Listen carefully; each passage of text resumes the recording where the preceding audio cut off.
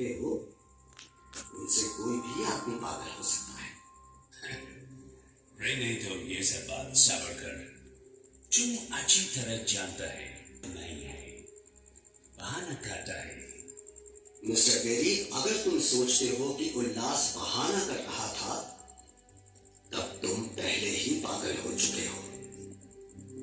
ये सब अत्याचार बंद करो, वरना हमारे पास स्ट्राइक के अलावा कोई रास्ता नहीं बचेगा।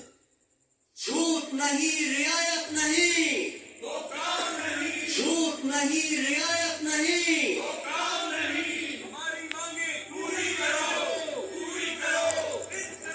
जिंदाबाद, जिंदाबाद, बंदियों को छोड़ दो, बंदियों को छोड़ दो। और इस तरह कैदियों ने अपना आखिरी हथियार इस्तेमाल करना शुरू किया। हड़तालों का एक लंबा सिलसिला चल पड़ा, मगर ऐसे मामलों से जेलर बेरी और उसके अमले के रवैये में कोई खास फर्क नहीं पड़ा। कुल मिलाकर सेलुलर जेल के कैदी तकलीफ और बदसलूकी के बीच अपने दिन गुजारते रहे।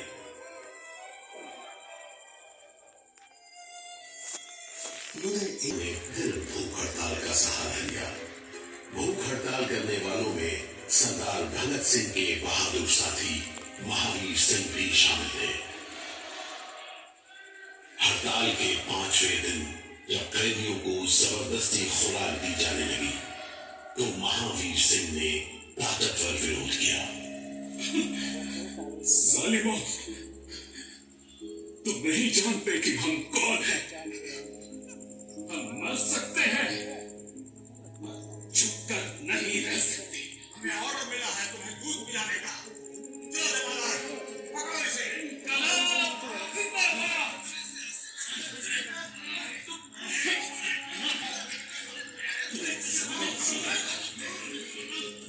हम जबरदस्ती नहीं सहेंगे।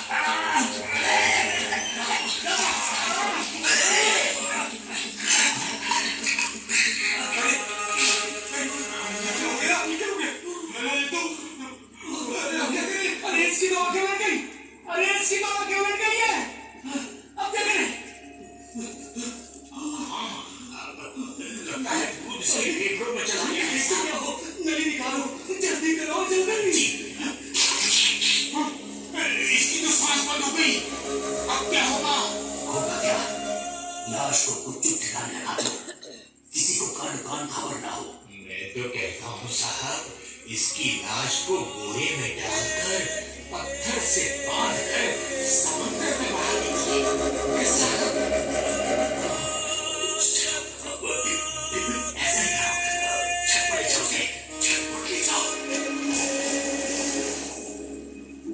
लेकिन ये खबर छिपी नहीं रह सकी। जब लोगों को पता चला, तो देश भर में विरोध की भीषण लहर फैल गई।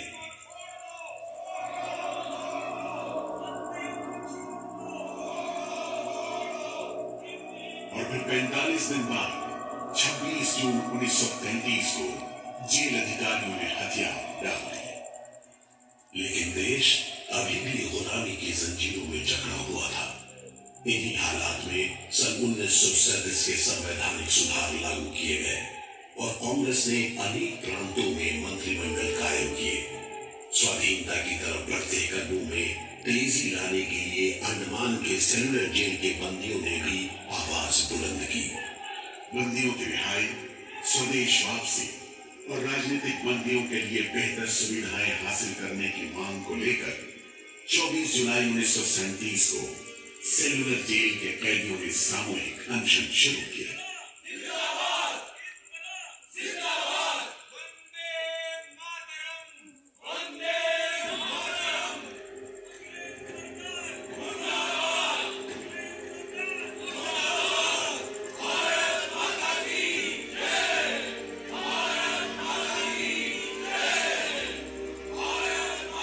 इस भूख हड़ताल का असर पूरे देश पर पड़ा। जगह जगह कैदियों के समर्थन में आंदोलन होने लगे।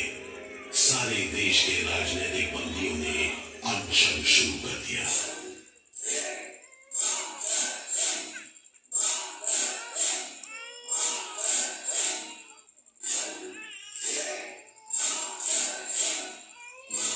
गुरुदेव रविंद्रनाथ ठाकुर और कांग्रेस की कार्यकारिणी की तरफ से जवाहरलाल नेहरू ने कैदियों से भूख हड़ताल समाप्त करने की अपील की और 28 अगस्त 1937 को गांधी जी ने सेलुलर जेल के बंदियों को तार से संदेश भेजा।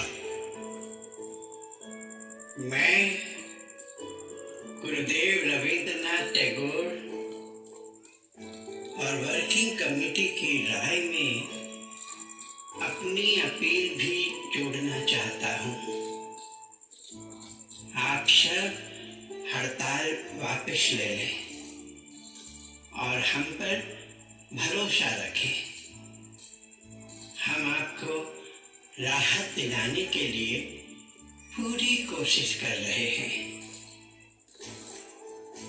कैदियों पर गांधी जी की इस अपील का बहुत असर पड़ा। सभी कैदियों ने आपस में सलाह करने के बाद जवाब दिया। देशव्यापी अपील और आपके संदेश ने हमारे दिलों को छू लिया है।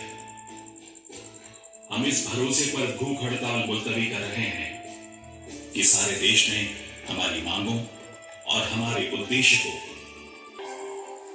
इसके बाद 2 साल के अंदर भारत में ब्रिटिश सरकार का शासन खत्म हो गया।